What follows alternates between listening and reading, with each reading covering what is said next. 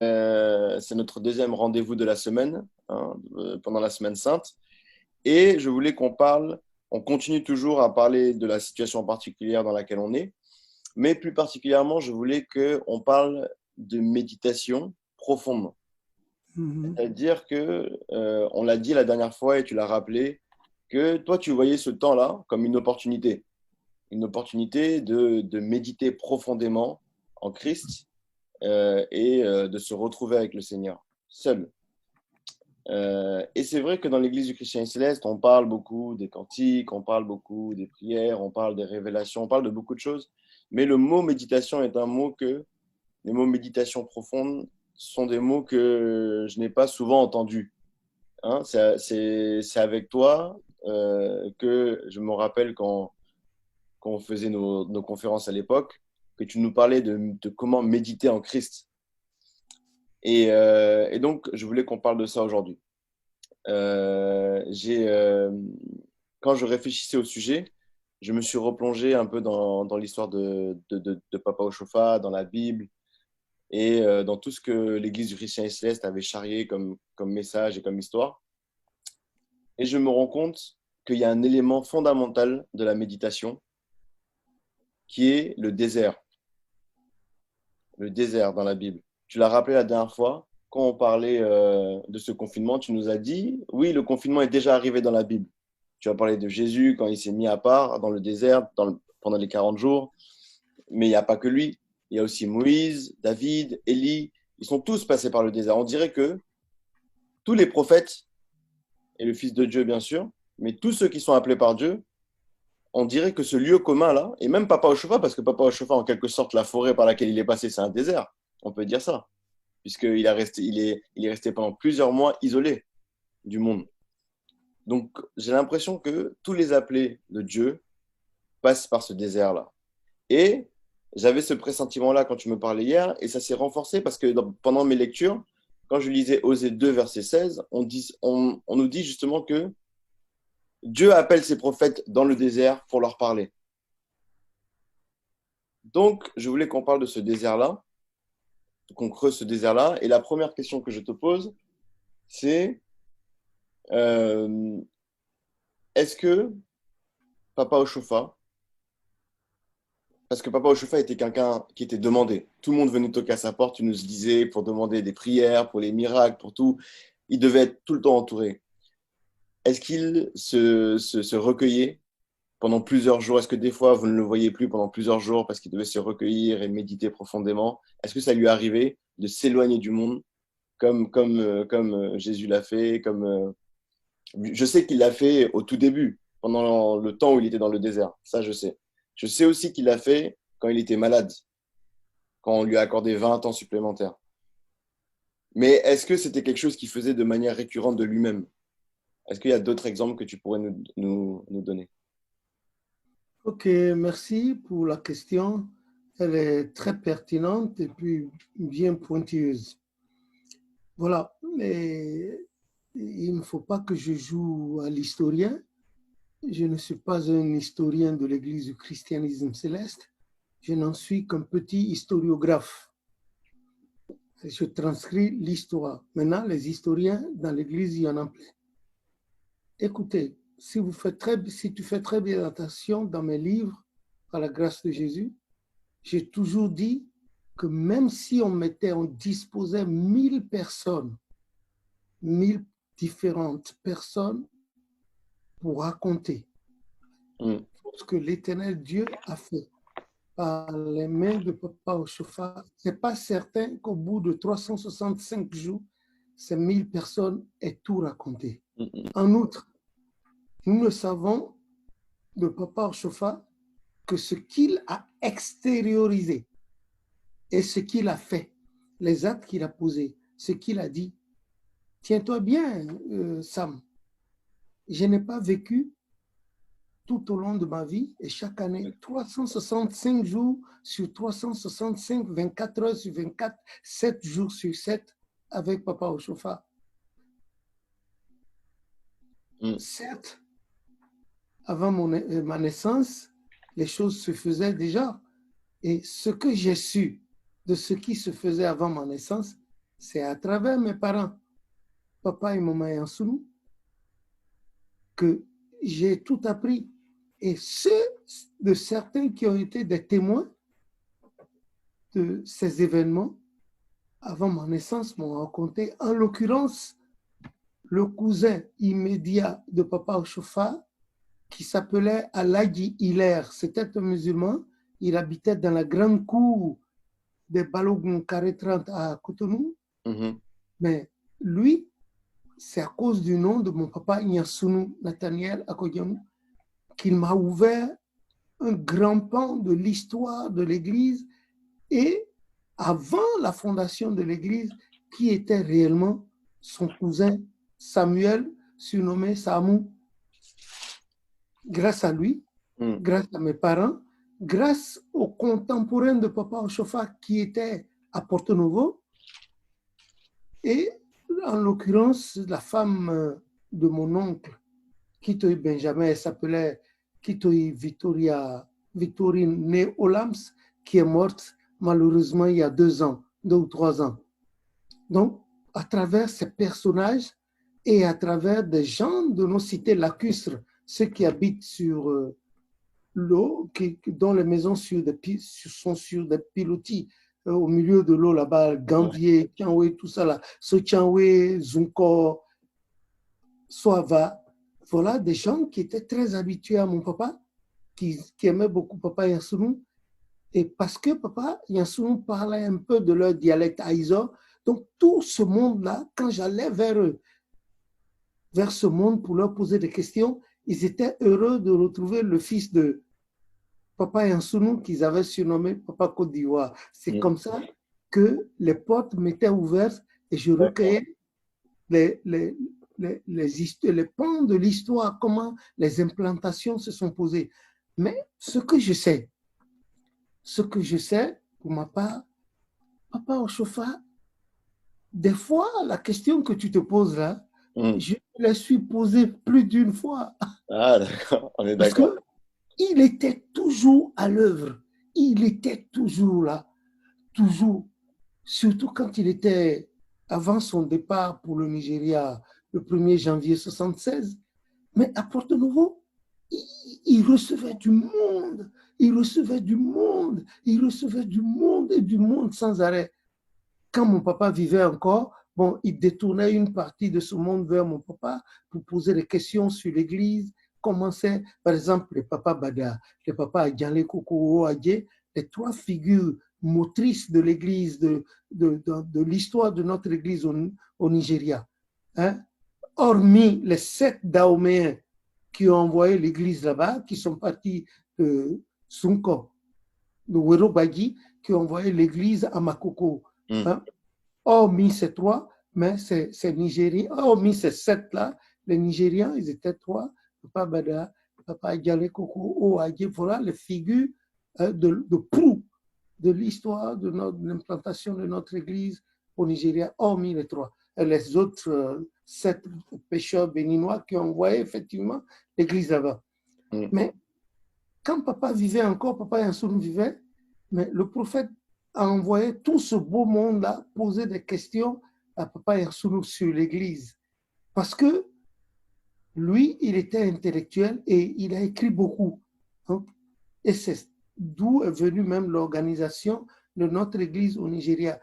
Cette organisation révélée à l'Éternel Dieu, à papa Yansounou, et que les Dahoméens de l'époque n'ont pas voulu accepter parce que en majorité, ils étaient pour la plupart des analphabètes. Je ne les insulte pas, mais je devais utiliser ce mot-là. Je ne les insulte pas, que leur mémoire m'en excuse.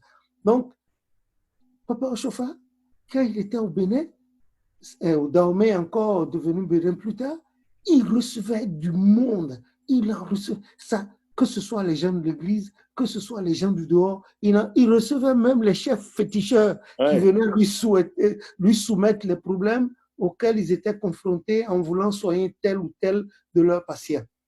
Donc, moi aussi, et je t'assure, ça. Toi aussi, tu reçois beaucoup de demandes. Je me disais, est-ce qu'il dort? Est-ce qu'il se repose? Et chez lui, à la maison, dans la grande cour,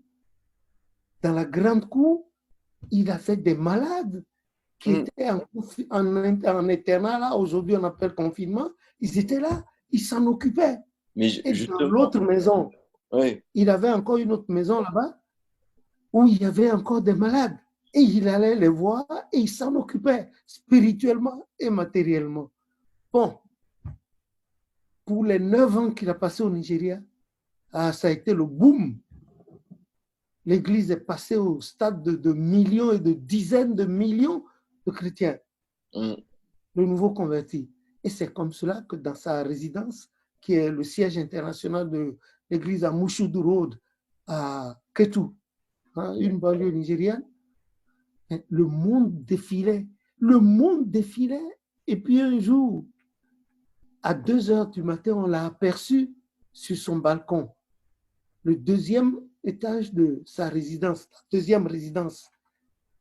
Et le jeune Ivoirien, le lendemain, lui a dit, mais papa, est-ce que tu dors? Tu reçois du monde toute la journée jusqu'au soir. Et déjà à 2 heures du matin, on te trouve là. Bon, il a posé encore une autre question plus aiguë. Je ne veux pas, j'ai mis ça dans les vidéos. Bon, on s'arrête là. Alors, il a répondu avec aisance de sa voix ferralytique. Il a répondu cette question. Tiens-toi bien, Sam, tu n'es pas le seul à te poser cette question. Moi-même, moult fois, je me la suis posée. Enfin, au point qu'il recevait tellement du monde, au point que son chauffeur principal, qui était Vodouno Espedi, qui est venu à l'église du christianisme céleste en nous suivant, nous autres, et en même temps le chef de son personnel, cet Espedi avec un autre, l'homme de mission de Papa Ochofa, il s'appelait Thomas. Il a un nom Ibo que je n'arrive pas à bien prononcer. Donc, il s'appelait Thomas. Il formait, c'était une ceinture qui, à un moment donné, ils isolaient Papa. Ils l'isolaient. Ah oui. Oui, parce que quand tu regardes les grands chefs, ils ne reçoivent pas comme ça tout le monde. Hein. Oui, il l'isolait et pour lui permettre de manger. Sinon, que des fois, il recevait du monde tellement qu'il était obligé, on lui apporter à manger et il mangeait de la main. Devant, il ne mangeait pas, il n'aimait pas la cuillère, fourchette. Non, non, non, la main. Parce que pour lui, manger envoyer du fer dans la bouche, là, c'est pas ça. Il mangeait. Et tout en mangeant, il demandait aux gens de toucher au pont de sa soutane. Et ce même jour, il fut même une fois où il mangeait, on est venu amener un cadavre là. Tout en mangeant, il a donné un coup de pied au cadavre. Ouais, et le cadavre est venu à la vie par la grâce de Jésus. Bon, il arrivait à Espédie, paix à son âme, et à Thomas de l'isoler derrière des grilles. Même quand les gens, les grands de l'église du diocèse du Nigeria venaient pour le voir, mais quand ils arrivaient, ils tombaient sur la grille. Des fois, ils n'étaient pas contents parce qu'ils pensent qu'ils sont grands de l'église et quand ils arrivent, quel que soit Alpha, le prophète devait les recevoir. Donc, les deux là, Espédie et Thomas, enfermaient Papa derrière là-bas, lui donnait tout ce qu'il avait, il l'enfermait pour au moins 3 heures de temps, le temps qu'il récupère, et puis après, il ouvre, les gens venaient. Ça a toujours été comme ça. Ouais. Tu vois. Mais tu vois, moi c'est ça qui m'intrigue parce que tu vois, les chrétiens célestes ont l'habitude de faire des longs cultes avec des longues prières. Et tu nous avais dit, je me rappelle, en nous citant en Genèse 6, que Dieu avait dit, mon esprit ne demeure pas toujours avec vous. Donc, il faut se dépêcher de faire la prière pour que l'esprit ne vagabonde pas. Pendant que l'esprit est. Pendant que l'esprit est là. Ouais. Voilà. Donc, parce que nous, je pense qu'on n'a pas encore atteint ce niveau de méditation où on est tout le temps, on dirait que la vie de Papa Ochofa, c'est une prière constante. Oui, bien sûr. Voilà, c'est-à-dire qu'il ne s'arrête jamais. Bien sûr. Bon, et surtout, ce que nous n'arrivons pas à faire, les gens pensent que pour prier, qu'il faille forcément se mettre à genoux, ou bien qu'on se mette à dire Jéhovah, Jésus-Christ, à crier. Exactement. Non. Alors que le Christ a dit, quand vous voulez prier, ne faites pas comme ceux-là qui pensent qu'à force de multiplier, ils seront entendus. Entrez chez vous, dans votre chambre, fermez la porte de votre chambre et parlez à votre Dieu qui est dans le secret, qui voit dans le secret et qui qui est capable de tout, vous le fera, vous entendra. Mais pendant que Papa Ochofa, ce que je sais, pendant qu'il parle avec les gens de la bouche, son cœur parle là-bas. Et Exactement. cette technique de prière, c'est ce que j'ai commencé par vous enseigner. C'est cette Et technique que je parle.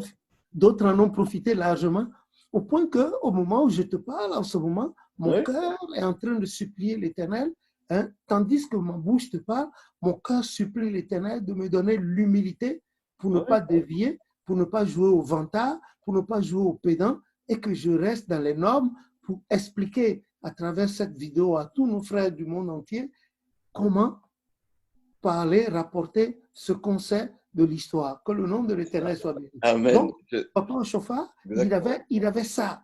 Il avait cette prière-là. Il était donc constamment en prière, comme a dit Pierre.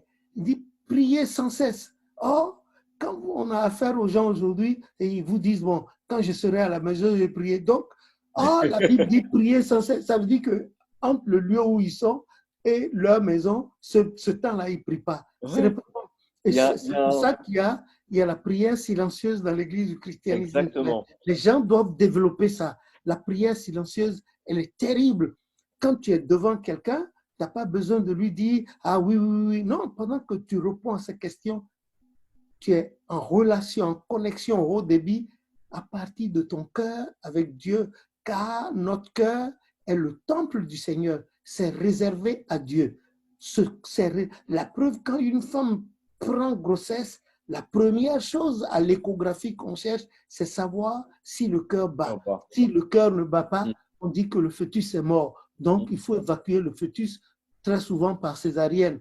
Donc, que le Seigneur épargne ça à nos filles, à nos épouses, à nos mamans et à tout le monde. Ouais. Donc, c'est le cœur. Le Seigneur s'est réservé là pour parler avec nous.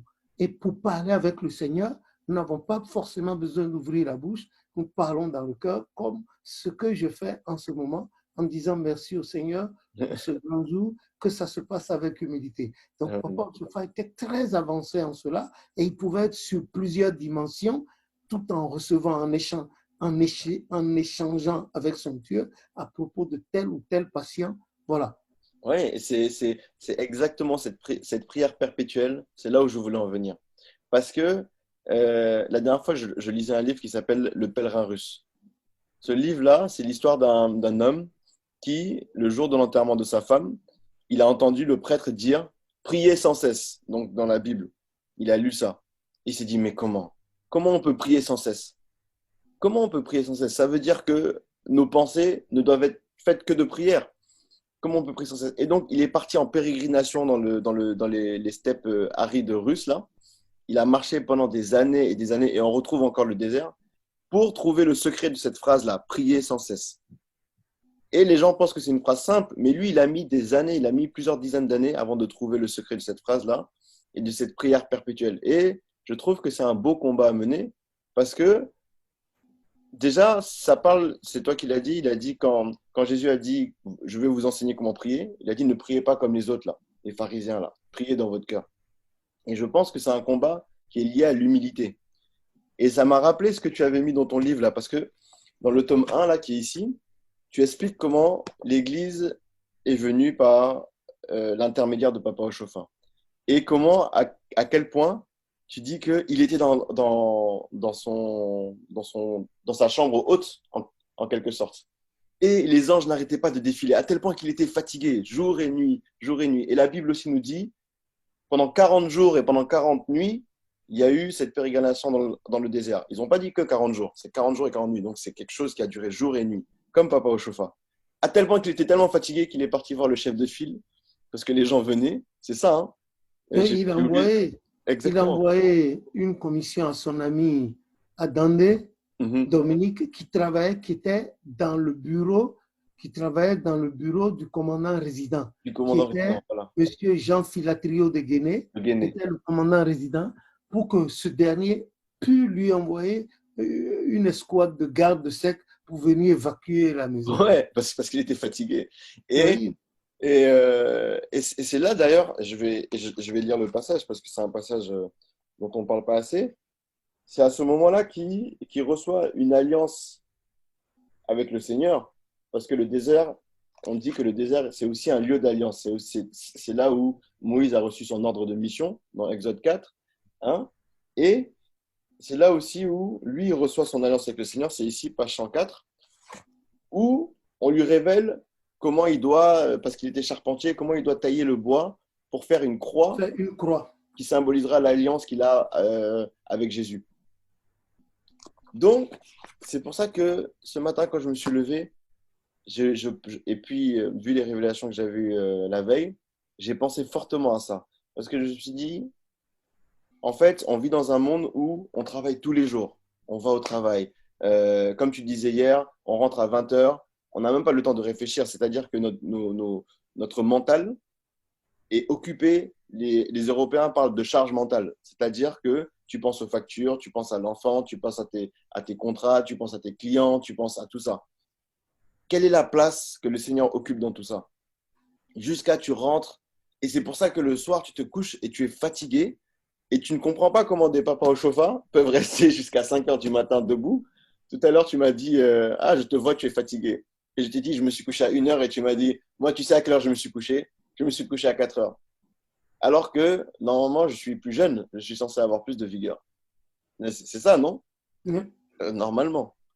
Mais, et donc, ça me pose la question de, quand on dit dans Ésaïe, quand Dieu dit, venez boire à l'eau, hein, Isaïe 55. 55, qui étanche Isaïe la soif. 50. Exactement, c'est ça. Venez aux eaux, vous Venez tous aux qui avez eaux. soif et faim. Et cette eau-là, c'est cette eau-là que je voudrais qu'on recherche par la méditation profonde. Par la méditation profonde. Et si tu veux bien, j'aimerais bien qu'on commente certains passages de la Bible en rapport aussi avec l'histoire que papa Oshofa a vécue. Il y a un passage que je trouve assez fort, qui est quand on parle du désert comme lieu de repentance. C'est-à-dire De, de repentance. Le oui, désert, c'est-à-dire non, pas forcément de. Pas, pas, le désert, oui, ça peut être un lieu de repentance. Oui, il y a plusieurs C'est pas aspects. forcément un lieu en parlant de support territorial. Oui, Ça non, peut être, ça peut être une période, par exemple. ça Ça peut peut être une être une chambre, période. le désert, ça peut être une période. L'individu se rétracte, hein, comme Esaïe disait dans Esaïe 26, à partir du verset 20, voilà, a dit, et nous on appelle ça confinement, ce que nous disons aujourd'hui, on appelle ça aussi entrer en couvent ou bien en Exactement. sous-tente ou bien la sécurité. Voilà, donc le désert, c'est pas forcément aller dans le C'est pas désert un du lieu, Sahara ou bien du bien Kalahari. sûr. Donc c'est un moment que tu choisis pour te détacher de tout, hein, un moment de méditation. Hein. Par exemple, chez Papa Ochofa, son désert, ça a été le lieu de son appel initiatique, la grande forêt des environs d'Aglangoun, Ouais. comment, à Gongé là-bas. Bon, voilà, c'est là où il a eu son appel initiatique. On a vu Saint Paul dans Actes des Apôtres 9, on a vu sur le chemin de Damas et ce qui s'est passé, il a été récupéré à l'Éternel par le prophète qu'on lui a envoyé Anani, et puis, etc. Donc, il y a eu le cas de Moïse aussi, et le pays de Mandian, chez Ben Yitro. Élie dans 1 roi 19, Élie, quand il a combattu les prêtres de Jézabel, là, les prêtres Baal. Après, c'est lui-même en fait qui s'est. Parce que il a dit je ne suis pas différent des autres hommes, parce qu'il les a tous tués. Il est parti dans le désert s'extraire du monde. Et là, surtout parce que Akaz et sa femme oui, il le Jézabel cherchait. avaient exterminé tous les autres prophètes Oui. de Dieu. Il était resté le seul. Allez, il avait préféré prendre la tangente. Et là, l'ange lui a donné à manger à 2 reprises pour qu'il continue une marche de 40 jours dans le désert. Et ça, je trouve ça important parce que quelle est la nourriture qu'on va prendre? Parce que les gens commencent à dire on va rester ici jusqu'en fin juin, confiné jusqu'en fin juin. Les gens commencent à dire ça. Ça va durer 3 mois. Quelle est la nourriture qu'on va prendre pour tenir ces 3 mois-là? Non, il y a la nourriture du corps, Ah le oui, pain, le fromage, bon, les sauces. Maintenant, l'esprit, lui, il ne mange pas ça, parce que ça, c'est de la nourriture périssable. Mais l'esprit ne se nourrit que de la parole de Dieu, la parole vivante, la parole par laquelle tout a été créé, comme a dit Jean, chapitre 1. Au commencement était la parole, et la parole était avec Dieu, et la parole était Dieu. Elle était au commencement avec Dieu, et tout a été fait par elle. Rien de ce qui a été fait n'a été fait sans elle. En elle était la vie, et la vie était la lumière des hommes, etc. Et plus loin, il dit, je suis la voix de celui qui crie de celui Oui, qui crie dans Matthieu 3,3. Oui, Ouais. ça, c'est Jean-Baptiste, ça. Ouais. C'est Jean-Baptiste. On dit, mais c'est qui? Il dit, moi. On dit, tu es le Christ. Quand les pharisiens sont allés vers lui, tu es ceci. Il a dit, non, je ne suis pas le Christ. On dit, tu es le quoi? Il dit, non, moi, je ne suis que celui qui crie dans le désert. Qui dans le désert. Bon, le désert, là, encore, dont il parle, c'est pas le désert, le lieu. C'est encore autre chose. Voilà, non. Ce désert-là, ici, est assimilé au monde. Il parle à des gens qui ont des oreilles pour entendre et ils n'entendent rien, ils ne comprennent rien. Voilà, donc il y a une similitude, on fait une comparaison là. On assimile ce monde à un désert et lui, il est la voix de celui-là qui crie pour que tout le monde entende et revienne à la parole. Parce que plus tard, plus loin, il dira aux pharisiens, race de vipères, qui vous a appris à fuir la colère prochaine, etc. Que le nom de l'Éternel soit béni. Amen. Donc, la question que je vais te poser est simple, parce que je pense que beaucoup de chrétiens célestes se la posent. Moi, j'ai suivi une initiation par la grâce de Dieu et au début, je me rappelle quand je priais, j'avais des pensées qui venaient. Et maintenant, j'arrive à prier beaucoup plus longtemps, j'arrive à méditer beaucoup plus longtemps, la méditation dont on parlait. Mais c'est une évolution. Quel conseil tu donnerais à ceux qui n'arrivent pas à méditer en Christ, ceux qui ne savent pas ce que c'est, parce que beaucoup de chrétiens célestes, je pense, ne savent pas ce que c'est méditer en Christ véritablement. Hein, quelle est la première étape par laquelle tu passes quand tu médites en Christ? Mais effectivement, quand nous prenons le cantique numéro 32 du tome 2, hein, oui, voilà. C'est celui-là? Voilà, ce livre, oui. Voilà. Quand nous prenons ce cantique-là, le cantique numéro 32, le deuxième verset qui dit « Puisse le Seigneur descendre parmi vous, afin que vous soyez sanctifiés, que Saint Michel vienne vous délivrer du jour des princes de ce monde, afin que vous puissiez vaincre Satan et travailler en toute espérance, afin que vous puissiez vaincre Satan et travailler en toute espérance. Amen. Quand je chante, il faut m'écouter parce que si tu chantes, c'est le décalage. Oui, c'est Bon, donc regarde ce chant-là.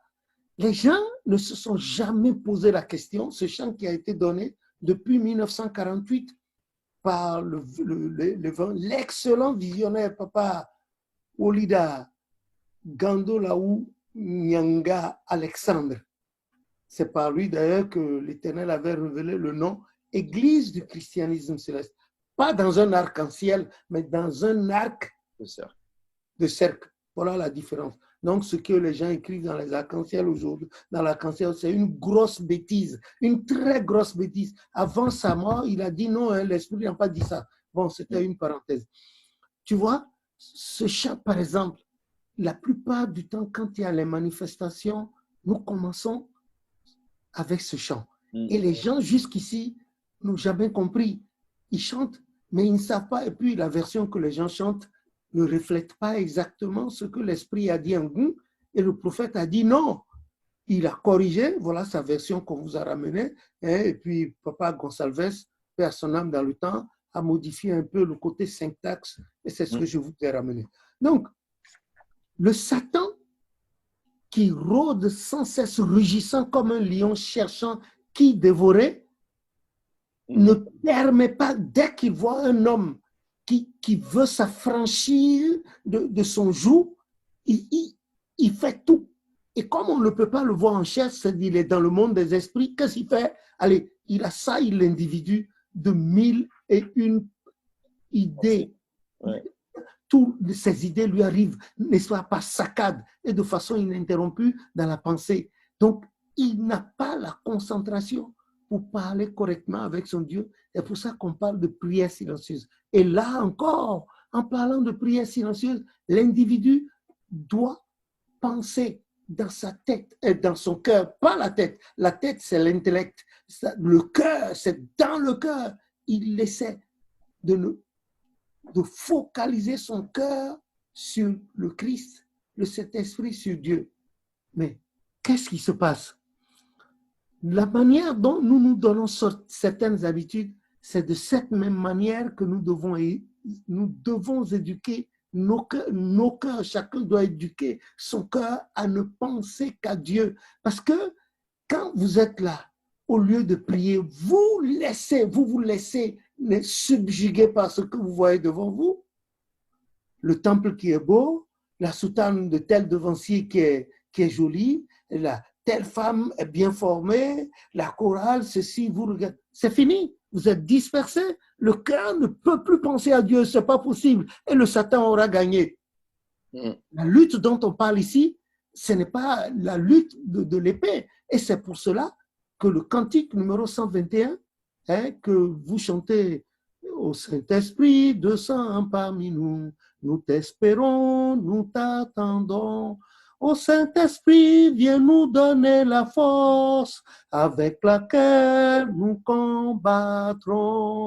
Tu es toujours fidèle à ta parole. Souviens-toi donc de ta promesse. Et ce chant a 4 ou 5 couplets, je crois, qui a été donné par le Saint-Esprit à travers le bébé Zavounou de 11 mois. Un bébé de 11 mois, n'est-ce pas, par lequel la petite fille, le chant a été donné. C'est pour nous donner la force. Au Saint-Esprit, viens nous donner la force avec laquelle nous combattrons. Les gens chantent pour combattre l'ennemi. Quel ennemi? Quel ennemi? L'homme lui-même est son ennemi parce que maîtriser son cœur, ce n'est pas facile. Vous chassez le naturel, il revient au galop. Au galop. Voilà.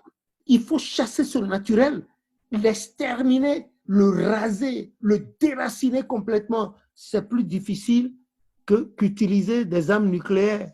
Ah ouais, c'est le combat le plus combattre une sale habitude, les sales habitudes que nous avons, c'est un grand combat que chacun mène. Vous menez ce combat, personne ne vient vous aider. Il faut avoir de la décision. Et le Saint-Esprit vient au secours. Et vous faites, voilà.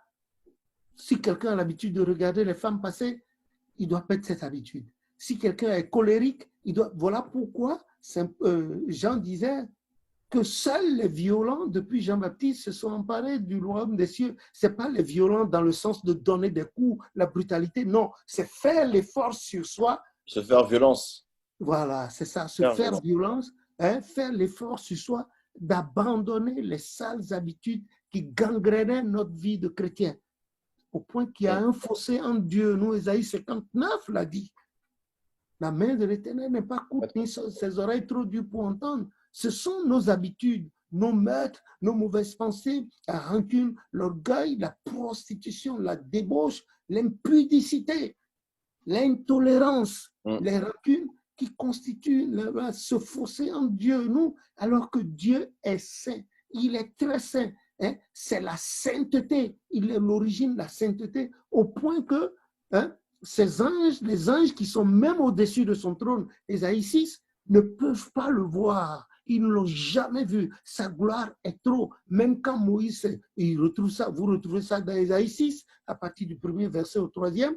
Et puis, Moïse également, dans Exode 33, 34, disait à Dieu, je veux te voir. Dieu a ri. Dieu a dit, non, tu es un humain, tu ne peux pas me voir. Si tu me vois, tu vas mourir. Mais cependant, comme tu es mon ami, quand je vais passer moi-même, tu verras l'arrière de mon char. Et votre cantique numéro 48 le dit dans le tome 2. Voilà. Et Moïse a vu l'Éternel est passé avec tout ce qui, vous voyez, tout, il est passé dans toute sa gloire.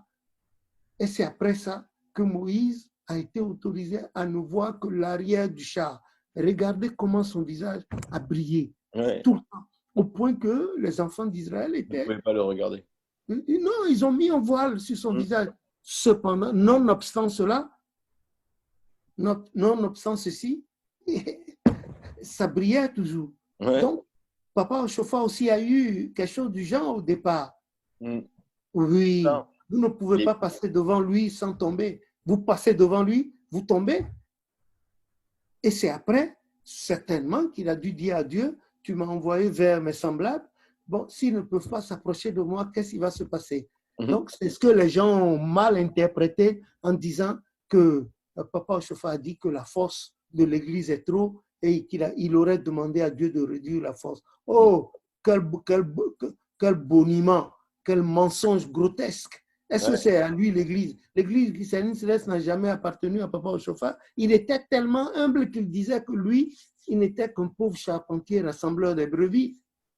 Et que le chef, l'organisateur en chef de l'Église est arrivé. Lui, il a été envoyé pour rassembler les brebis. Il a dit dans son fameux discours du 6 août 1961 à Porto-Novo, et je vous l'ai rapporté, voilà, il a dit, c'est ça, et il fut un moment, personne ne pouvait passer devant Papa Ochofa sans tomber. Il a dû certainement implorer son Dieu pour lui, mais il n'a pas dit, il n'a jamais prié que la force diminue. Est-ce qu'il avait des ordres à donner à Dieu? Est-ce qu'il s'est choisi lui-même? C'est Dieu qui, dans son immense miséricorde, l'a choisi. Donc, ce que les gens racontent, qu'ils fassent un peu attention. Voilà, que le nom de l'Éternel soit béni. Donc, la prière silencieuse, c'est une éducation. Il faut s'éduquer. À la maison d'abord, c'est un exercice banal, disons. Quand vous pouvez être au milieu d'une multitude et être en prière. Il y a du bruit partout, mais vous, tout en parlant aux gens, tout en riant ou bien en dansant, votre cœur peut être en prière. C'est une éducation. C'est vrai, ce n'est pas facile au départ. Vous oubliez, les idées vous entraînent. Les idées vous entraînent loin, très loin, et puis vous vous rendez compte que vous divaguez, allez-vous revenir encore au point de départ. Maintenant, qu'est-ce qu'il faut faire? C'est très simple. Un petit exercice. D'abord, il faut toujours demander la permission à Dieu. Parce que notre tête, nos épaules, nos genoux et nos orteils ne nous appartiennent point. S'ils nous appartenaient, nous augmenterions, nous multiplierions les années de nos vies, nous augmenterions les années de nos vies. C'est vrai ou c'est pas vrai? Mais ne nous appartenons pas, nous sommes obligés chaque fois de recourir à notre Créateur et lui dire, voilà ce que nous aimerions faire. Or, les gens aujourd'hui ne disent pas ça. Nous n'avons point recours à Dieu. Les gens se lèvent et disent, ah, moi je vais faire ça, moi je vais faire ça. Il faut toujours ajouter, si Dieu le veut. Si Dieu le veut. Simplement. C'est un détail, mais c'est important. Oui. C'est un détail, mais c'est important. Oui, parce que les gens le disent machinalement, mais il faut le penser. Il faut penser, c'est différent. Oui, il faut le dire avec sincérité, si Dieu le veut. Et puis, à partir de ce moment, tu dis, si Dieu le veut, tu fais un petit point sur une ardoise ou bien au mur, un petit point que tu commences. D'abord, tu demandes la permission à Dieu et tu commences par fixer le point. C'est juste un petit exercice de concentration. Et là, ce n'est pas la concentration de la tête, c'est la concentration du cœur. Le cœur fixe le petit point là. Quand il veut quitter, tu appelles Jésus en toi. Parce que Jésus est la barrière entre Satan et nous. C'est lui. C'est lui, le rocher séculaire. Quand vous prenez le psaume 91, on dit, celui qui demeure sous l'abri du Très-Haut repose à l'ombre du Tout-Puissant. Voilà. Je dis à l'Éternel, mon refuge, ma forteresse. Tu te réfugies dans le Très-Haut, Jéhovah Elohim. Tu te réfugies là, à l'ombre du Très-Haut, et tu commences par entrer en conversation avec lui sans amener les choses de la vie qui sont périssables et éphémères.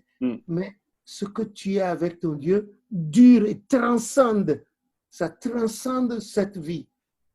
Alors, tu fixes le point par ton cœur, non pas par la tête. Le cœur, quand le cœur veut s'en détourner, parce que le cœur n'est pas neutre, ou il est pour le bon, ou il est pour le mal, mais il faut tout faire pour l'éduquer au bon.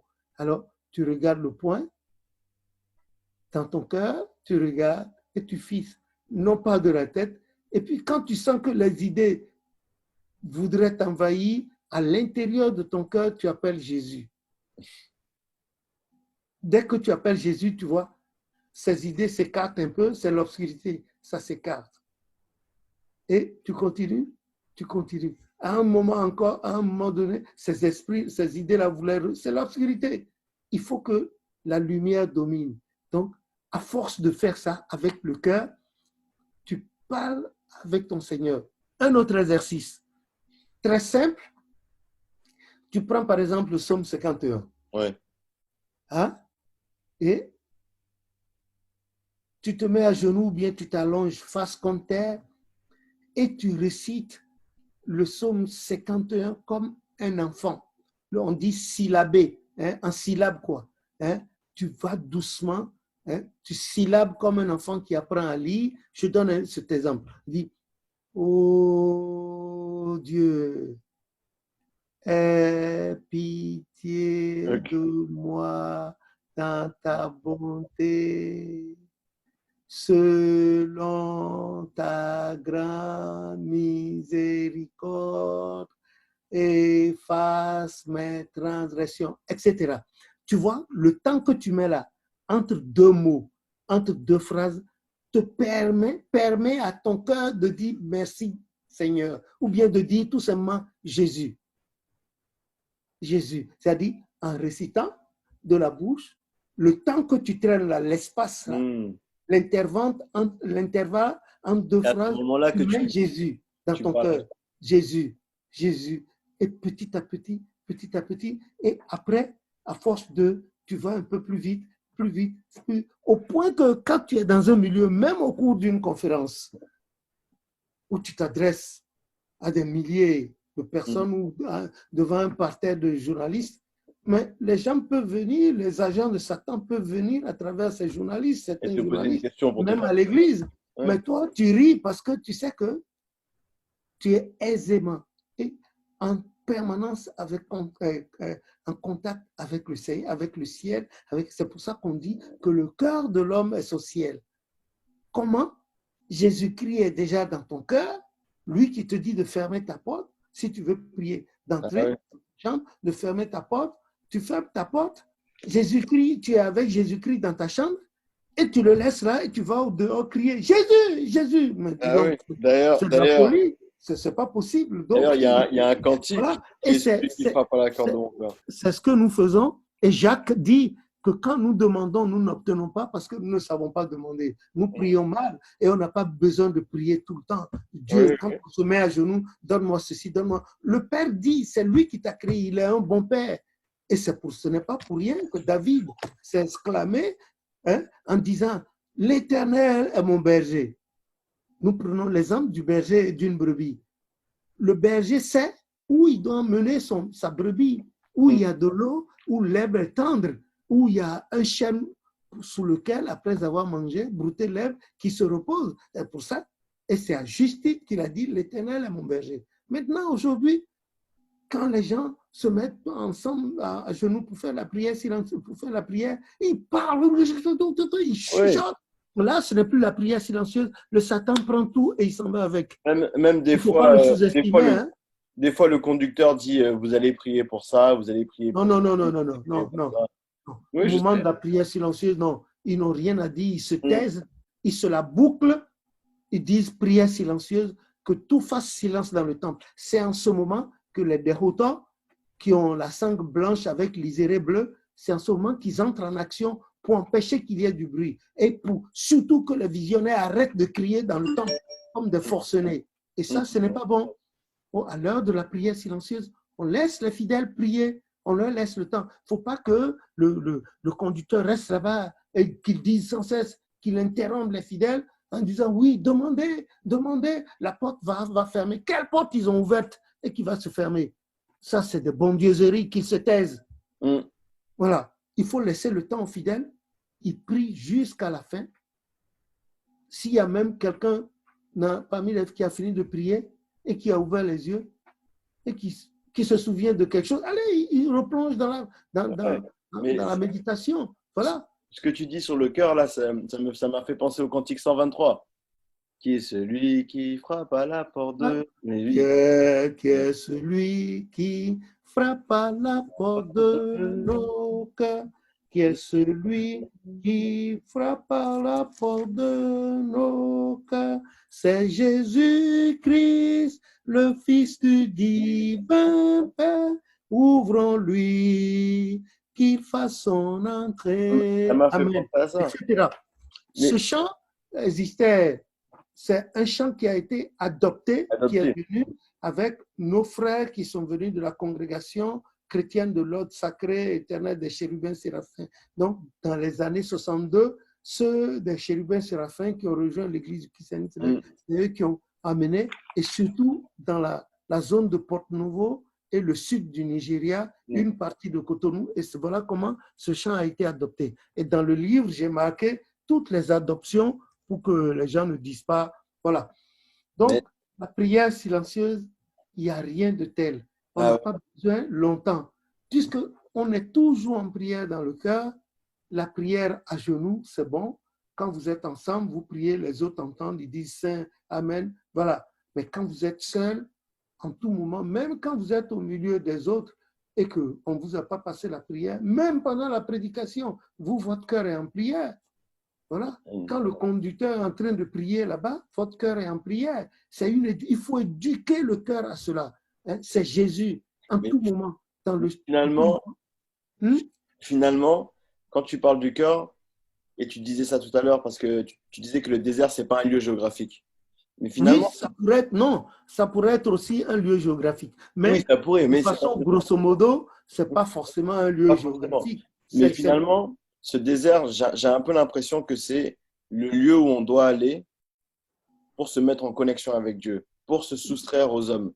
C'est-à-dire non, pas forcément. Tu peux être là et faire le vide autour de toi. Oui, voilà, c'est ça. C'est ça, c'est ce que je dis. C'est-à-dire que tu peux être au milieu de plein de personnes et tu es un peu dans ton désert intérieur, c'est-à-dire que tu es en relation avec Dieu intense.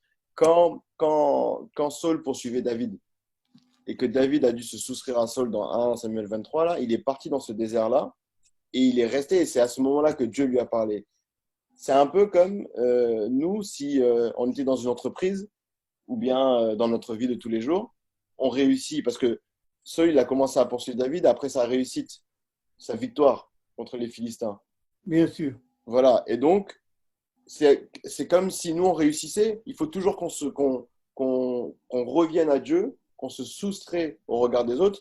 Parce que, comme tu dis, on peut être devant une conférence en train de parler. Quelqu'un va nous poser une question pour nous faire chuter. Mais si en nous, on n'a pas fait le vide des pensées, on peut chuter. Et finalement, je vais te donner à cet effet un exemple. J'étais très, très, très jeune quand j'avais commencé à enseigner dans le secondaire. J'étais beaucoup jeune. Et certains même de mes élèves étaient plus âgés que moi. Donc, un jour, pendant un cours de français, il y a un qui a levé la main, c'est-à-dire c'était au divers quand on a fini le cours, bon, les gens pouvaient poser des questions. Comme j'étais aussi jeune qu'eux, ils ont certainement cherché à me coller. Et ils m'ont posé la question suivante. À travers un des leurs, ils m'ont dit, quel est le mot le plus long en français? Alors, dès qu'ils ont dit ça, mon cœur s'est mis à supplier le Seigneur à l'intérieur de moi. Jusqu'à quelques secondes, mon cœur, je connaissais ce mot, mais je l'ai oublié. Ça fait longtemps, je n'y ai pas pensé, bon, parce que ce n'était pas circonstanciel. Automatiquement, mon cœur, j'ai senti que ça grésillait dans mon cœur, ça s'allumait.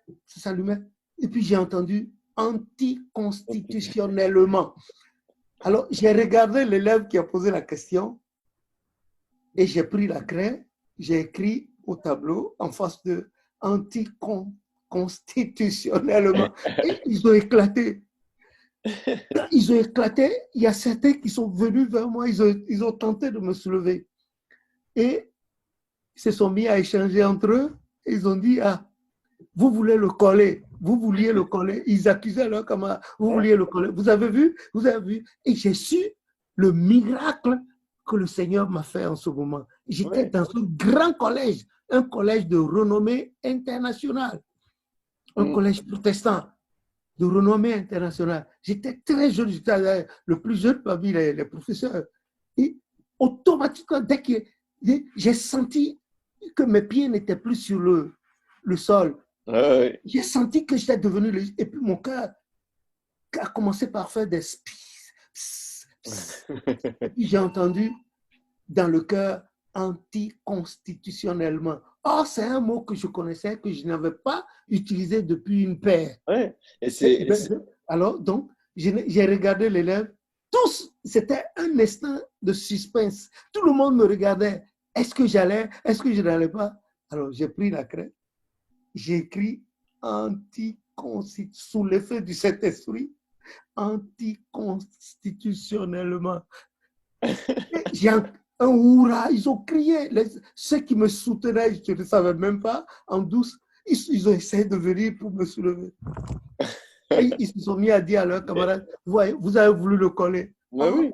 Là, c'est le Saint-Esprit qui m'a épargné la honte devant ces élèves-là. Que le nom de l'Éternel soit béni. Ah oui, il y a plein de pièges hein, qui te sont tendus. Ah oui. Quelqu'un va venir te proposer son aide et tu sais même pas que en acceptant l'aide là, si ça se trouve, ça va être une occasion de chute pour toi. Tu sais pas en fait. Ouais. Comme tu dis, puisque l'homme ne s'appartient pas, même ses pensées ne lui appartiennent pas. Non. S'il n'a pas la présence d'esprit de prier en lui-même pour demander quelle est la bonne solution, il va prendre la mauvaise.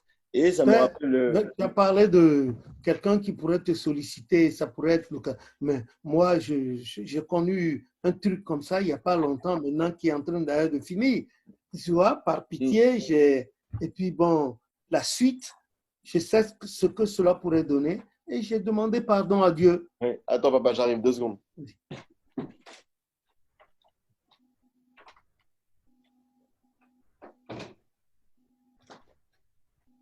Oui. Donc, j'ai demandé pardon à Dieu parce que l'erreur humaine, le latin dit errare humanum est, l'erreur humaine, mais il ne faut pas que je persévère là-dedans, perseverare diabolicum. Tu vois, je ne peux pas me substituer à Dieu et chercher à aider tout le monde. Parfois, il faut beaucoup prier avant de se lancer dans cette aventure, sinon ça risque de porter préjudice à votre renommée, au travail que vous avez, même vous accuser devant Dieu. Que le Seigneur ait pitié de moi et me pardonne ce que j'ai fait. Je le dis publiquement maintenant. Voilà. Donc, c'est ça la prière silencieuse et ce que tu as dit à propos de Papa Ochofa. Oui, Papa Ochofa se rétractait beaucoup. Hein. Il se rétractait, oui, il se détachait, surtout quand il est passé au Nigeria, parce qu'il y a plus de monde dans l'église au Nigeria qu'au Dahomey au Bénin. Présentement, il doit faire les 60 millions. Hein. Présence voilà. Mais d'ailleurs, tu l'as dit dans tes livres, puisque tu disais que dans son premier discours, là, il ne savait pas quoi dire. Et le grésillement dont tu parles, là, le grésillement du cœur, lui aussi, il l'a eu, puisque l'Esprit Saint lui a dicté quoi dire. Donc, ok. Ben, merci, papa, c'était très intéressant. Je vais essayer tes techniques, là. Les deux techniques. Non, ce n'est pas mes techniques à moi, c'est les techniques de Dieu. Mais... Je ne t'en fais pas. Et j'avais commencé ça avec vous, avec Proverbe 8, et je voulais... Il y a rien de... Tu sais, Sam, tu arrives à maîtriser ton cœur, à parler avec Dieu. À ton allure, tu es devant tes supérieurs, ou bien quelqu'un est devant ses supérieurs, ou bien il est quelque part où les gens, la haine, eh bien, lui, il dit rien. Il parle humblement comme une brebis, alors que le combat, il le mène déjà dans son cœur. Et à partir de ce moment, quand c'est un cas d'injustice, ce n'est pas lui. C'est pour cela que le Seigneur a dit, quand on va vous mener devant les juges, si tu prends Matthieu 24, le déroulement de ce que le déroulement des prédictions prophétiques du Seigneur, qui d'ailleurs se réalise maintenant depuis 2 millénaires passés, c'est à notre temps que ça se réalise. Est-ce que ce que le Christ a dit ne se révèle pas être juste en ce moment? Il y a des guerres partout, il y a la famine, il y a les tremblements de terre, il y a la tempête, il y a des pays qui sont sous embargo économique, les gens meurent, et puis, cerise sur le gâteau, le fameux coronavirus qui vient, qui tape qui tue à bout portant sans appel, Mm. qui décime des familles entières. Regarde tout ce que le Christ a dit il y a 2000 ans passés, ça s'accomplit, trouve leur accomplissement, tout ce qu'il a dit trouve son accomplissement maintenant, couronné par l'apparition soudaine du coronavirus, même si c'était des hommes qui étaient à la base de ça, si le virus leur a échappé, c'est venu, comme Judas aussi, hein, le Seigneur a dit, le scandale existe, malheur à celui par lequel le scandale va venir. Le scandale de l'assassinat de Jésus est arrivé par Judas. Aujourd'hui, nous sommes là aussi, les économistes, les leaders politiques du monde entier. Les gens disent que c'est ce qu'ils veulent, mais les prédictions de Jésus l'avaient dit, il faut lire Apocalypse 13 du 11e verset au 18e et lire Matthieu, à partir de Matthieu 21, Matthieu 22, Matthieu 23, Matthieu 24. Le Christ a tout dit là-dedans. Il a tout dit et dans Apocalypse 3, 10, il a dit, puisque tu as gardé, tu as fait ceci, je te garderai moi aussi, je te garderai à l'heure, le temps qui viendra secouer les habitants de la terre. Que le Seigneur nous garde. Hein, malgré l'opprobre de notre jeunesse, les détournements, tout ça, et les fautes que nous continuons de faire actuellement, même si c'est les plus petites fautes, un iota de fautes qui nous les pardonne, afin que si tout à l'heure il doit venir, ou bien demain il doit venir, que nous soyons parmi ceux qui pourront aller à sa rencontre par la grâce de Jésus. Parce que tout le monde a péché. Le monde entier a péché. Monde qui suit là, j'ai péché, nous avons une origine pécheresse. Hein, comme a dit Romains 3, 9, nous tous, nous avons péché et nous sommes privés de la gloire de Dieu. Personne ne peut être sauvé par mérite, sinon que par la grâce de Jésus-Christ. Voilà pourquoi il ne faille pas s'amuser avec lui. Il faut l'attraper. Et comme a dit le cantique, combien tu as dit cantique? Je m'accroche à 300. Je m'accroche à la robe de Jésus. Je m'accroche à la robe de Jésus, jamais je ne la relâcherai. Je m'accroche à la robe de Jésus, jamais je ne la relâcherai. Sans Envoyer t'es guéri, sans avoir été rehaussé, sans avoir reçu la gloire, sans avoir été rehaussé. C'est le cantique numéro 293. 293 qui le prophète lui-même entonnait à partir des années 1957 avant les croisades évangéliques et les séances d'exorcisme qu'il faisait. Hein, donc je vais vous chanter le premier couplet, il y en a 5 au total. Je m'accroche à la robe de Jésus, jamais je ne la relâcherai.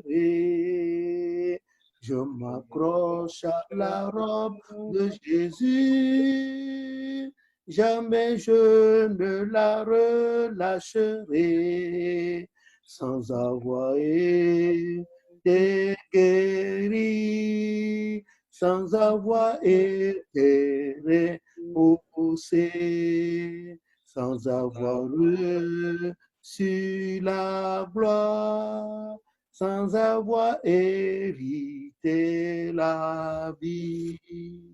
Amen. Etc. Ça, 5 couplets. Donc, voilà.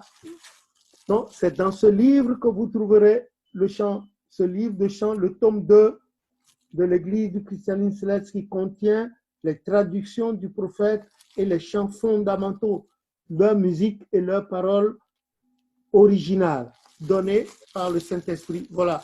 Donc, on vous exhorte à ça et le devancier journaliste également va vous montrer, il va vous cadrer ça et vous allez voir. Donc, moi, je dis, le Christ a dit, quand vous verrez tout ceci, ne dites pas encore que c'est la fin du monde. Ce ne sera que le début du commencement de la fin du monde.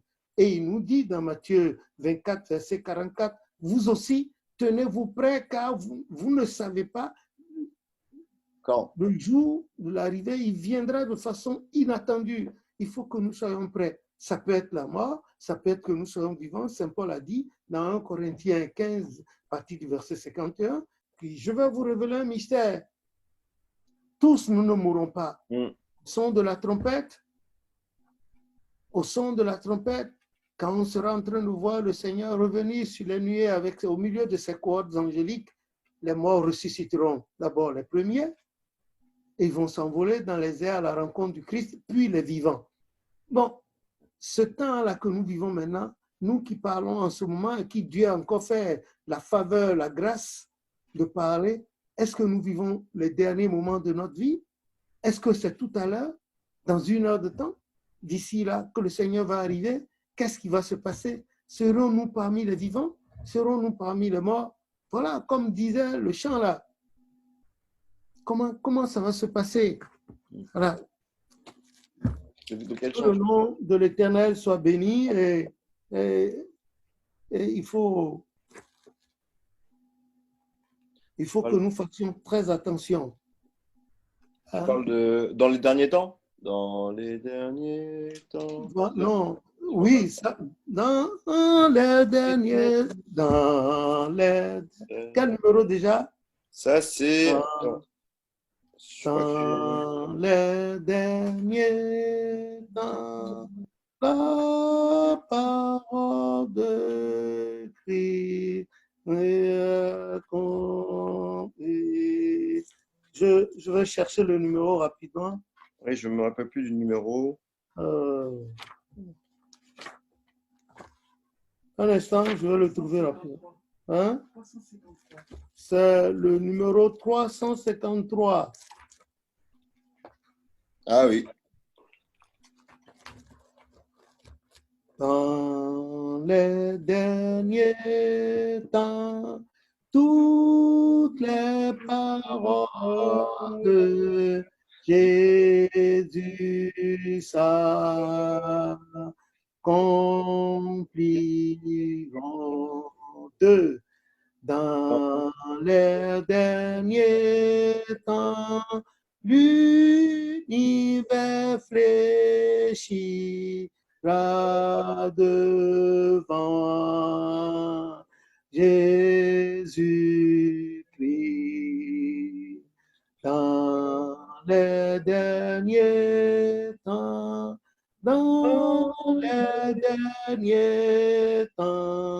la gloire du Christ brillera. Amen. Ce chant a été donné en 1947. Ça figure parmi les tout premiers chants que l'Esprit a donné à Papa Oshofa lui-même. Et moi-même qui parle ici, je n'ai découvert ce chant dans le registre de chant de l'Église que dans les années 80-81. Il m'a dit d'aller voir mon frère et de lui poser, et j'ai posé effectivement la question à Georges, paix à son âme, et c'est Georges qui m'a dit oui, que le chant a été donné en 1947. Je nageais dans l'envie, dans le néant de l'infini encore. Voilà. Que le nom de l'Éternel soit béni. Amen. Donc, je crois que j'ai assez répondu à ta question. Ah oui. Et il y a un chant que les gens ne chantent pas du tout dans l'église, qui est dommage. Et c'est dommage, c'est le cantique numéro 378. Ah oui. Oui, je vous ai raconté l'histoire de ce chant. Comment un villageois a reçu un ange dans son champ. Ce villageois, on lui a dit d'aller à Lagos, donner le message à Papa Oshofa. Or, ce villageois, quelque part un peu du centre-nord du Nigeria, qui n'a jamais connu Lagos, il venait d'être chrétien, de se convertir à l'église. L'ange est venu lui dire d'aller donner un message à Papa Oshofa à presque 900 km en bas, sur la côte. Et ici est rendu mystérieusement par le bon vouloir de Dieu. Et devant le prophète, il a donné le message de ce qui se tramait contre l'Église et il a donné ce chant que les gens ont enregistré. Il est parti et c'est à peine après que le prophète Oshofa, lui aussi éberlué, s'est rendu compte. Ça dit, ça a été un mystère. Il a donné le chant. Je vais juste chanter le premier couplet.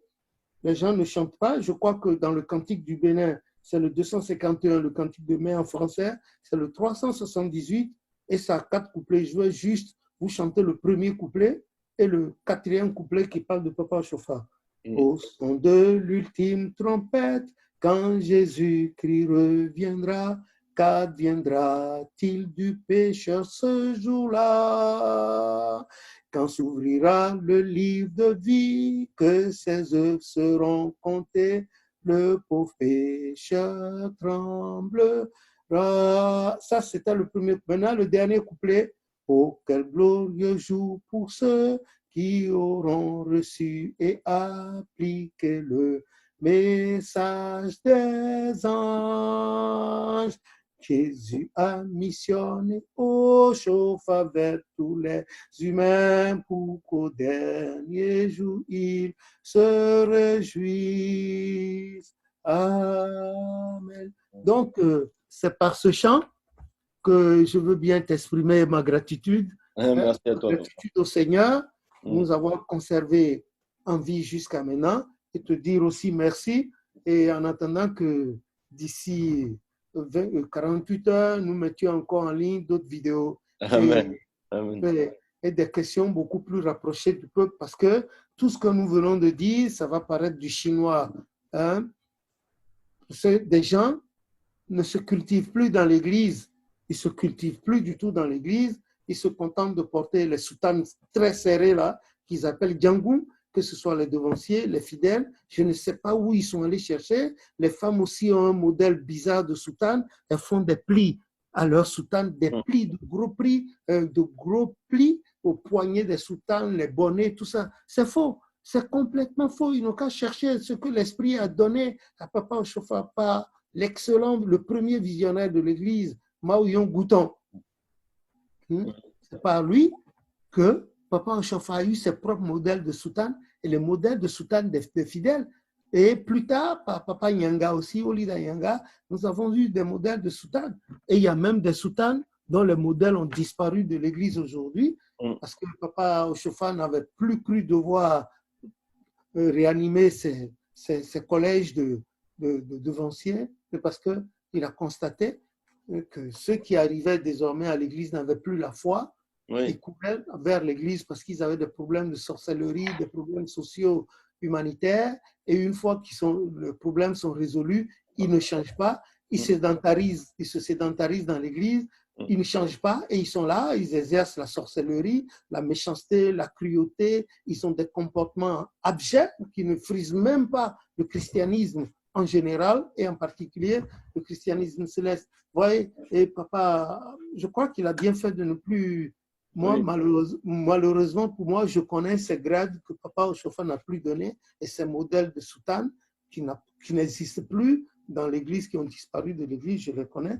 Et j'avais peur de les sortir, même certaines tenues du prophète Oshofa, d'en montrer le modèle, de peur que tous ceux que nous avons, les pharisiens que nous avons aujourd'hui, les sadducéens, se mettent à faire les mêmes modèles. Et puis l'histoire, tristement, va dire que c'est moi qui ai sorti, j'ai montré, et les gens se sont mis à faire, que Dieu m'en garde. Et que nous revenions tous à la source, comme a dit Jérémie 6, verset 16, Job 8, 8, et que nous fassions ce que Papa Oshofa a dit, parce que les derniers temps ont commencé, que nous ne soyons pas surpris dans la fausseté que les gens ont introduite dans l'Église, le multipastorat et tout ce qui suit, que nous ne soyons pas surpris à pratiquer ça.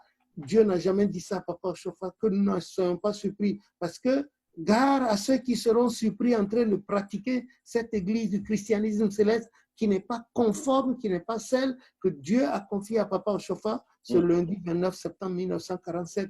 Que le Seigneur, même à nous qui donnons des conseils, s'il y a en nous des défauts, s'il y a en nous des défauts, il y a en nous des fautes que nous avons faites et dont nous nous souvenons guère, ou nous nous en souvenons, qu'il nous les pardonne à l'instant et qu'il nous aide à ne plus les commettre afin que nous allions de l'avant et que ceux qui ne savaient pas le sachent dès maintenant. Il y a plein de livres qui ont été écrits, il y a plein de vidéos. Donc, les gens ne peuvent pas dire aujourd'hui qu'ils ne savaient pas. Voilà, qu'ils ne le disent pas. Qu'ils ne disent pas qu'ils ne savaient pas. Qu'ils ne le disent pas. Que le nom de l'Éternel soit béni. Et j'aimerais, pour terminer, donner un chant.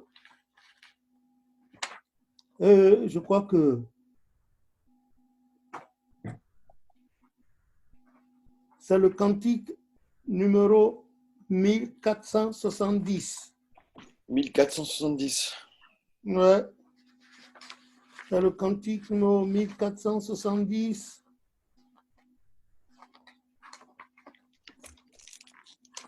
Je vais chanter. Ah, celui-là, je ne le connais pas. Ça a 4 couplets. Nous, on a chanté ça quand on était très, beaucoup petits dans l'église. Le Seigneur m'a permis de le ramener encore. Donc, je vais en chanter le premier couplet, le refrain. Les gens vont chercher ça dans le livre de chants, tome 2, recueil de chants français, 1470. Le titre, c'est « Au soir de sa vie ». Au soir de sa vie, le jour de sa mort, quand de Jésus sauveur il ouït l'histoire, le Fils égaré se mit donc à dire, jamais nul ne lui en avait parlé. Publie-la donc, publie-la donc. Publie donc la bonne nouvelle du salut, jusqu'à ce que grands et petits ne disent, jamais on ne leur en avait parlé. Amen. Amen. Donc, c'est pour la bonne cause, la renaissance de l'Église du christianisme céleste, qu'à travers la présente vidéo, je vous entonne ce chant.